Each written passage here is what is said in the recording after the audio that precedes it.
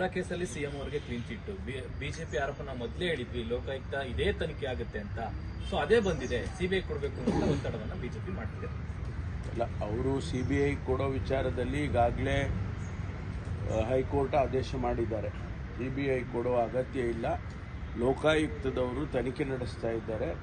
2 agencies ಒಂದೇ ಸಬ್ಜೆಕ್ಟ್ನಲ್ಲಿ ತನಿಖೆ ಮಾಡತಕ್ಕಂಥದ್ದು ಆಗಬಾರ್ದು, ಅದು ಕಾನೂನಿಗೆ ವಿರುದ್ಧ ಅಂಥೇಳಿ ಅವರು ಹೇಳಿದ್ದಾರೆ. ಅದು CBI ವಿಚಾರ. ಅದು ಎರಡನೇದು, ಲೋಕಾಯುಕ್ತದವರು ಕ್ಲೀನ್ ಚಿಟ್ ಕೊಟ್ಟಿದ್ದಾರೆ ಅಂತ ಹೇಳಿದ್ರೆ ಅವರ ತನಿಖೆ, ಹಾಗಾದರೆ ಅವರು ತನಿಖೆನೇ ಪ್ರಶ್ನೆ ಮಾಡ್ತಾ ಇದ್ದಾರೆ. BJPಯವರು ಮಾಡ್ತಿದ್ದಾರೆ. ತನಿಖೆ ಅವರಿಗೆ ಸಿಕ್ಕಿದ ಸಾಕ್ಷ್ಯಾಧಾರದ ಮೇಲೆ ಅವರು ತೀರ್ಮಾನ ಮಾಡಿದ್ದಾರೆ. ಸಾಕ್ಷಿಗಳೇ ಇಲ್ಲ, ಪುರಾವೆಗಳಿಲ್ಲ ಅಂತ ಹೇಳಿದಾಗ ಅವರು ಒಂದು ತೀರ್ಮಾನ ಕೊಟ್ಟಿದ್ದಾರೆ. ಅದನ್ನು ಪ್ರಶ್ನೆ ಮಾಡೋದು ಎಷ್ಟು ಸರಿ ಅಂತ ಅವರೇ ಯೋಚನೆ. ಇವರಿಗೆ ಅನುಕೂಲ ಆದಾಗ ಎಲ್ಲವೂ ಸರಿ ಇರುತ್ತೆ, ಇವರಿಗೆ ವಿರುದ್ಧವಾಗಿ ವಿಚಾರಗಳು ಬಂದಾಗ ಸರಿ ಇರೋದಿಲ್ಲ. ಅದೆಂಥ ರಾಜಕೀಯ ಅದು ಅಂತ ನಂಗೆ ಗೊತ್ತಾಗಲ್ಲ. ಸರ್, ವಿಜೇಂದ್ರ ಅವರು CBIಗೆ ತನಿಖೆ ಕೊಡಬೇಕಂತ ಆಗ್ರಹ ಮಾಡಿದ್ರು.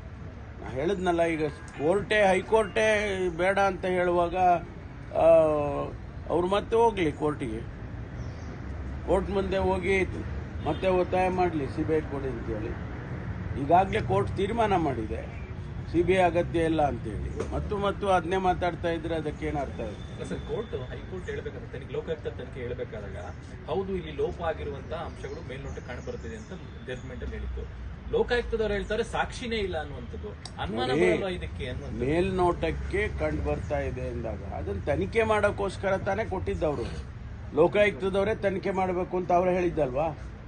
ಸೊ ತನಿಖೆ ಮಾಡಿದ್ದಾರೆ. ತನಿಖೆನಲ್ಲಿ ಇಲ್ಲಪ್ಪ ಮೇಲ್ನೋಟಕ್ಕೆ ನೀವು ಅನ್ಕೊಂಡಿದ್ರೆ ಅದಿಲ್ಲ ಅಂತ ಹೇಳಿದ್ದಾರೆ. ಸರ್ಕಾರದ ಅಂಡರ್ ಅಲ್ಲಿ ಇರುವಂತದ್ದು ಇನ್ನು ಏನನ್ನು ನಿರೀಕ್ಷೆ ಮಾಡಕ್ಕಾಗುತ್ತೆ ನೋಡಿ, it is an independent body. ಸರ್ಕಾರದಲ್ಲಿ ಹೆಂಗೆ ಅಂಡರ್ ಇರುತ್ತೆ? ಏನು ಡೇ ಟು ಡೇ ಅಡ್ಮಿನಿಸ್ಟ್ರೇಟಿವ್ ಇದರಲ್ಲಿ ಅಥವಾ ಅವರ ಕೆಲಸ ಕಾರ್ಯಗಳಲ್ಲಿ ಸರ್ಕಾರ ಏನಾದರೂ ಕೂಡ ಡೈರೆಕ್ಷನ್ ಕೊಡುತ್ತಾ? ಅಥವಾ ಸರ್ಕಾರ ಈ ರೀತಿ ಮಾಡಿ ಆ ರೀತಿ ಮಾಡಿ ಅಂತ ಹೇಳೋಕ್ಕಾಗುತ್ತಾ? It's an independent body. Lokayukta is an independent body. CM 5 ವರ್ಷ ಪೂರೈಸಬೇಕು, CM ಮುಂದುವರಿಬೇಕು ಅನ್ನೋ